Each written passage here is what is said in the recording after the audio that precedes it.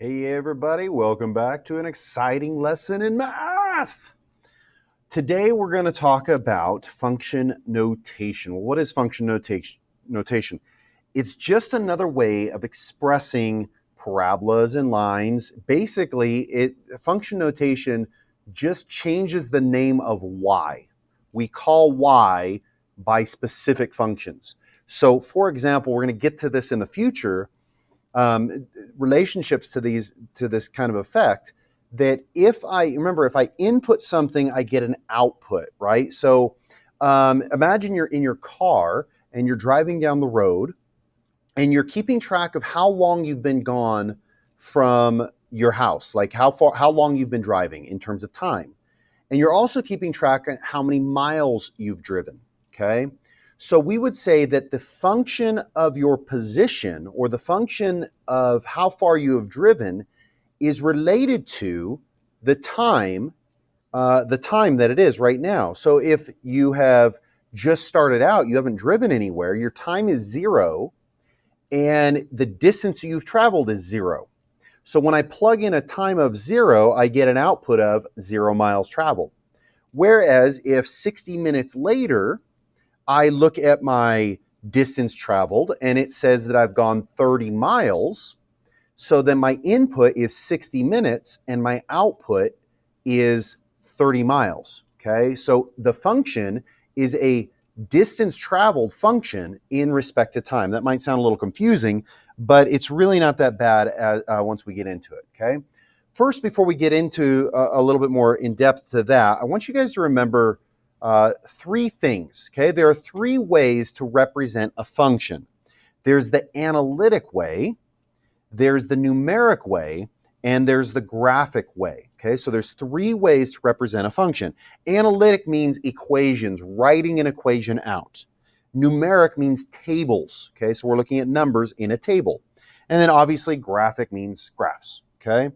So an example of this analytically would be something like this: y equals negative x squared plus 2x plus 3. We know that that's a parabola. We know that that parabola opens down. We can graph it. We can find the axis of symmetry, the vertex, the whole bit. But I can create a table that represents those values as well. Where do these values come from? Well, when x is negative 2, I can take negative 2 and plug it in to the x values to get a y value out. If I plug in negative 2, I get negative 5 out for y. Same thing here. If I plug in negative 1, I get 0 out for y. If I plug in 0, I get 3 out for y. If I plug in 1, I get 4. And if I plug in 2, I get 3. So this is the numeric representation of this function. The graphic representation is obviously going to be a graph, and it's a parabola. We know this parabola. We can find the axis of symmetry. Remember, x equals negative b over 2a and all that. But I'm just going to go ahead and graph it, okay? We've got a few points here that I've identified from my table, right? Watch this. Negative 2, negative 5. That means I go back 2 and down 5. There's a point right here. Negative 1, 0 means I go back 1. There's a point right there. 0, 3 means I go up 3. There's a point. 1, 4 means I go to the right 1 and up 4. There's a point. And then 2, 3 means I go to the right 2 and up 3, and so on. But there's my parabola, and if I want to spend some time figuring that out, I can. But these three methods, or three representations of the same function, okay? This is the analytic, this is the numeric, this is the graphic. We can see y values by looking at a function, a relationship here. We can see the y values when we look at specific x values, and we can see y values based on the height of the graph at different x values, okay? So if I were to say, what is the y value when x equals 2? That means I'd go over 2, I go up 3, so the y value is 3 when x equals 2. The y value is 3 when x equals 2. And if I plug in 2, 2 squared is 4, negative 4 plus 2 times 2 is 4, so negative 4 plus 4 is 0, plus 3 is 3. So when I plug in 2 here, I get 3. So there's three different ways to represent a function, okay? Analytic, numeric, and graphic. Well, what does that matter? We're going to change the y value here. Instead of calling it y, we're just going to name it. We're going to give it a name. Instead of an arbitrary y means go up, it still means go up. We're just going to give it a name. We'll call it f of x. We could call it g of x. We could call it h of x. We could call it a whole bunch of different things. We could call it v of x if we wanted to. But in this case, we just called it f of x. So we replace the y values with f of x. That's all it is. Okay. So now let's explore the three different modalities of representing a function. If we're talking about function notation here, okay, the reason we do this, the reason we write things in function notation is that it expresses the relationship between an input value and an output value. Notice I put the input value as the x's and the output values of the y's. You guys should be kind of familiar with that, okay? It provides a relationship, okay? It helps us to identify a function when we have multiple functions in a graph or on a table or something like that, okay? So if I have two graphs, two parabolas or a parabola and a line or something like that on the same graph, if I want you to look at a certain parabola, I'll say look at f of x or look at h of x so you know which one I'm talking about, okay? So it's kind of helpful in just being clear about what we're talking about, which function we're talking about. So let's go ahead and talk about some language here. We got here this statement, f parentheses 2 equals 3. What does that mean? Well, if we're talking about a function notation, normally we would write this as f of x. That means that x is 2. And remember, f of x really just means y. So in this case, y is 3. So when x is 2, we're saying that y is 3. We would use these words. We'd say y is 3 when x is 2. Y is 3 when x is 2. X is the thing inside the parentheses. Y is what this is all equal to. Okay, let's take a look at another one. F of 4. Well, how would I say this? What is f of 4? We would say, what is the y value when x is equal to 4? So the value inside is the x, f of x, okay? What is the y value when x is 4? Here's another one. F of x, we say f of x equals 5. What does that mean?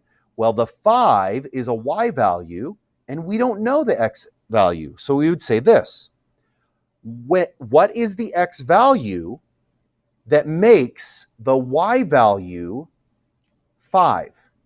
What x value makes the y value 5? We're going to go through a lot of different examples of this to help you understand this, okay? Remember, the thing inside is an x value, and what it is equal to is the y value. So when x is 2, y is 3. When x is 4, what is y? That's our goal. We got to figure that out. What is x when y is 5? Okay, so let's go ahead and take a look at some different representations. The analytic representation, remember, is equations. So here's an example of this. Let f of x equal 2x squared minus 5x plus 1, and g of x equal 3x minus 5. So here are some questions that I want to answer. For A, I want to know what f of negative 2 is. Well, what am I saying here? I'm saying, what is the y value? What is the y value when x equals negative 2? So what is the y value when x equals negative 2? We're just going to plug in negative 2 to x. So it looks like this. Okay, so f of negative 2 just means plug in negative 2 to the x value here. Notice negative 2 is replacing x, so negative 2 is going to replace all of the x's. From here, we'll follow our order of operations. So exponents first, negative 2 squared is 4, just like we always have. Then we'll multiply, so that's 8 plus 10 plus 1. And so we will end up with 19. So we can say f of negative 2 is 19. Okay. What is g of 6?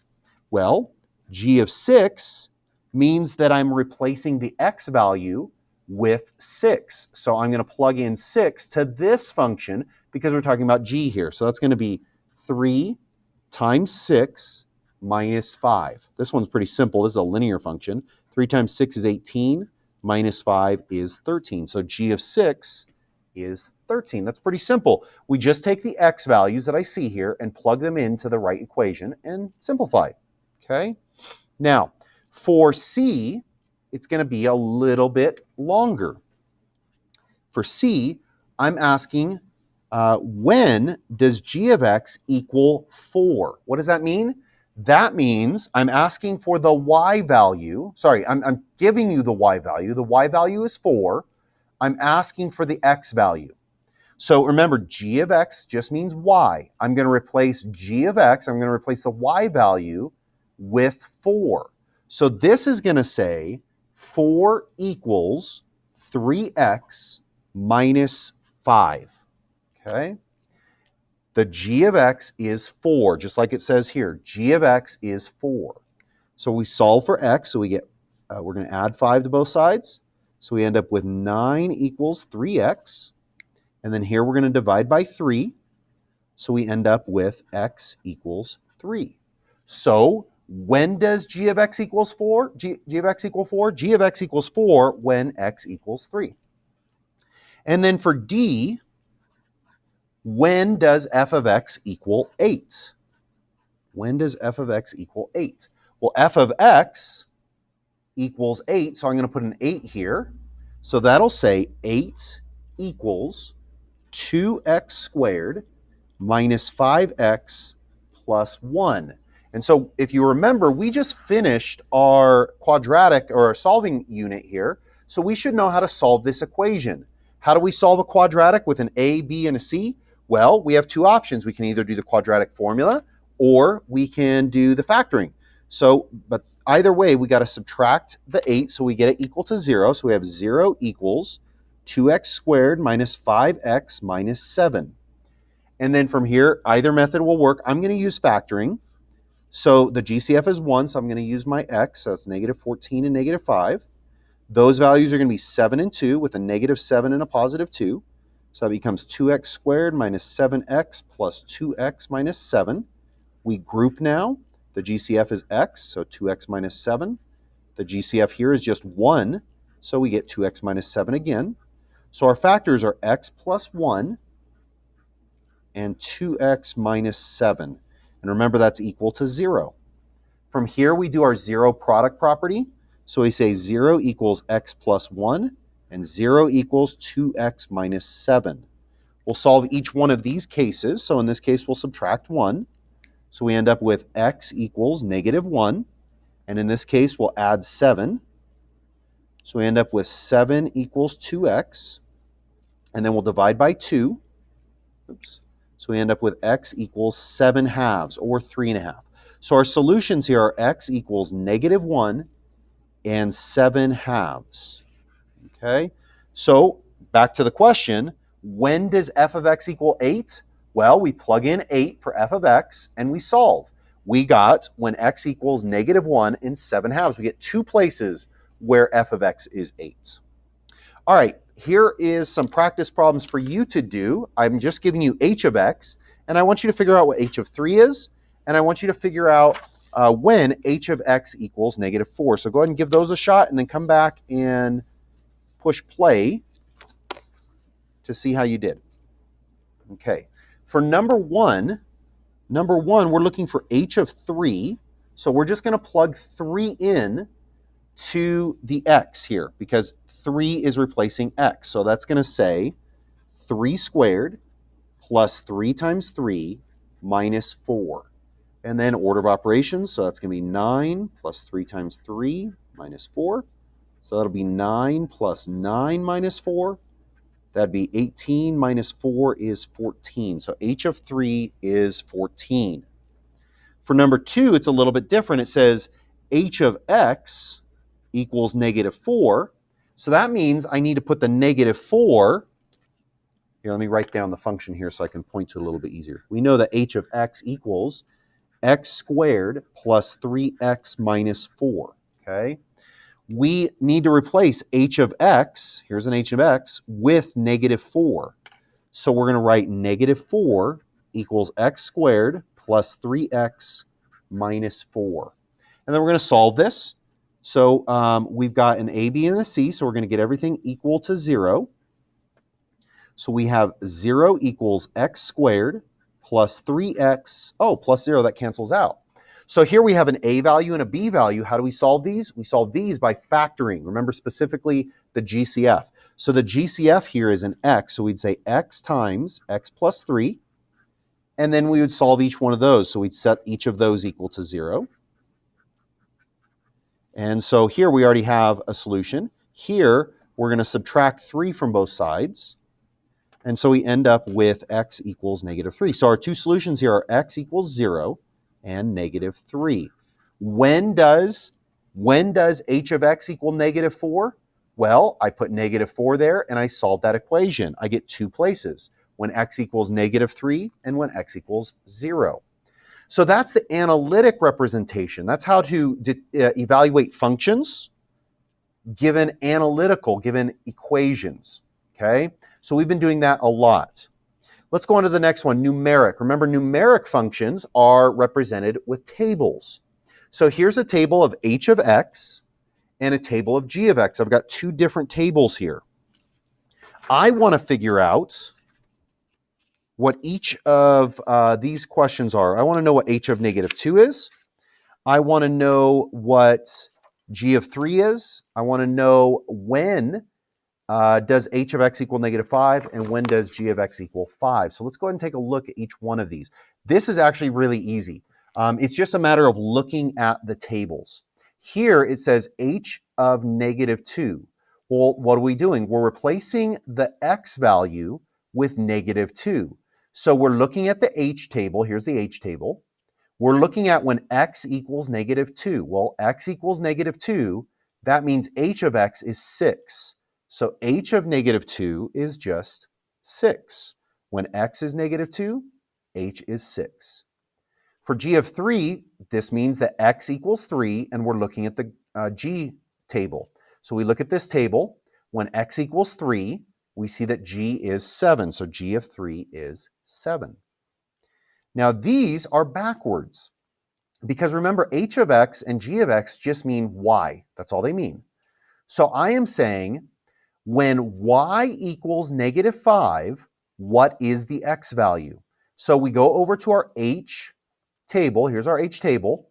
We are looking for when the y value is negative 5. So where's the y value? The y value is this column. So when y is negative 5, we see that x is 3. So when does h of x equal negative 5? That's when x equals 3. And then the last one here, when does g of x equal 5? Well, we go over to the g table. We are looking for when the y value is 5. So we find the y value, it's 5 here. So the x value is negative 2. So when does g of x equal 5? That happens when x equals negative 2. All right, here are your examples. I want you to work through these and come up with your answers and then come back and compare to what I have here, okay?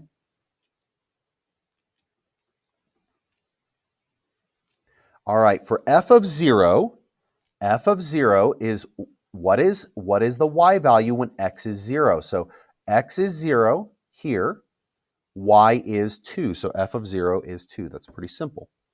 When does f of x equal negative 12? Well, I go over here. When does f of x equal negative 12? F of x equals negative 12 when x equals negative 2. All right. What is f of 2? That means x is 2. So we go over here. X is 2. F of x is 8. So f of 2 is 8. And the last one here, it says, when does f of x equal 6? So we look at the f column. We see, oh, x, that equals 6 here. Oh, it equals it there as well. So when does f of x equal 6? That occurs when x equals 1 and x equals 4. We have two different places where f of x is 6. All right, that's the numeric representation. So we've covered the analytic, we've covered the numeric. Now we just need to cover the graphic representations, okay? So this is obviously giving you a graph, okay? And notice I've got two functions here. I've got f of x. F of x is the parabola and g of x is the line. So we are going to look at one of the graphs. We have to determine which graph we look at based on what we're talking about here. So in I'm looking at the graph of f. So that means I'm looking at the parabola. And we're trying to figure out what f of 2 is. So we're trying to figure out when x equals 2, what is the y value?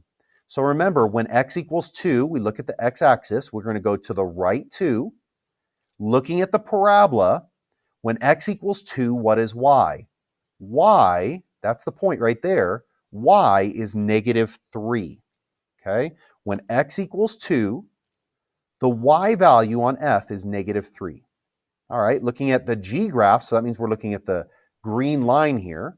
When x is 4, what is y? So we're going to go over 4, and we want to look at the line now. We want to look at the g graph. What is the y value? The y value is 2. So g of 4 is 2. All right, let's look at it backwards now. When does f of x equal 6? So looking at f of x, looking at the parabola, we don't care about when x is 6. What we care about is when y is 6. So we look at the parabola and we find out when y is 6. Well, y is 6 right here and y is 6 right here. So we went up 6 on the parabola right here and right here. So what are those x values? Those x values are -1 and 5. So f of x equals 6 at -1 and 5. X equals -1 and 5. All right, for g of x, when does g of x equal 5? That means we're looking at the line. We're asking when is the y value equal to 5? So that means we're going to go up 5 and looking at the line. So we're going to go over here to the line. What is the x value? The x value is -2. Okay? So for your practice on these, we're just going to look at the same graph, and I'm going to ask you some other questions here, okay? So go ahead and pause the video, answer the questions, and then come back and listen to my answers. For f of 4 means we're looking at the parabola. We're saying when x is 4, what is y? So if I go over 4, what is the y value? The y value is 1, okay? Now for g of 2, we're looking at the graph of the line now. G of 2 means we're going to go over 2. What is the y value? The y value is 3. G of 2 is 3. All right, when does f of x equal -2? That means on the parabola, we're going to go down 2 and ask what are the x values on that parabola? The x values are 1 and 3. So x equals 1 and 3. And then for the last one, when does g of x equal 1? So we're looking at the line. We're looking at the y value is 1. So we're going to go up 1. And looking at the line hits 1 here. So we'd say when x equals 6. Okay? So we've covered the analytic, the numeric, the graphic representations of all these. We're basically trying to figure out what, when you see it like this, we're trying to figure out y values at specific x values. So when x is this, what is y? And then backwards, when y is this, what is x? Okay, in all different forms. If you have any questions, please reach out to me. Write a comment in the comments below if you need to, or find me in a tutoring session. I hope this was helpful, and I'll see you again next time.